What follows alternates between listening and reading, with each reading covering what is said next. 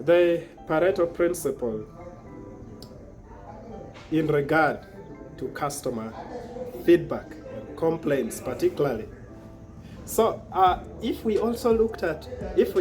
saw the application of this, you realize that about 80% of all the complaints you receive are similar. There are some particular problems that are repeating themselves. And then 80% of those complaints are coming from specific people.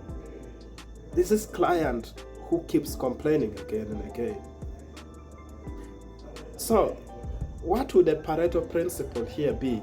It would be that 80% of your complaints come from 20% of customers. So 20% of your customers are responsible for 80% of those complaints. It means that if you dealt with this small segment, then you are able to solve a bigger issue. And 80% of your problems are also repeated. It means that if you solve this one, then you will not have too many coming forward. And yet these are people who have opinions out there. They're going to talk about how they're not treated well, how your product or service was not good, and before you notice it, you're starting to fall out of business.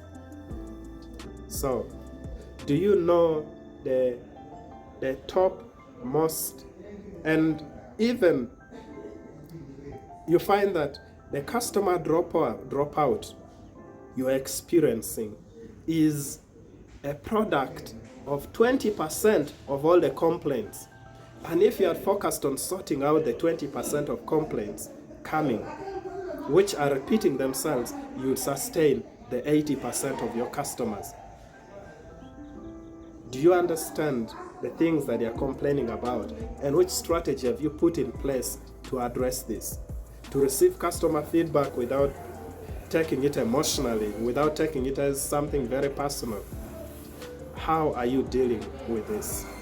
And so by sorting customer needs, customer feedback, and trying to say that you respond and address their complaints from a position of respect, from a position of understanding, you stand a higher chance of maintaining that customer base and even expanding your revenue and continuing to provide the value that you wanted to when you started this business idea.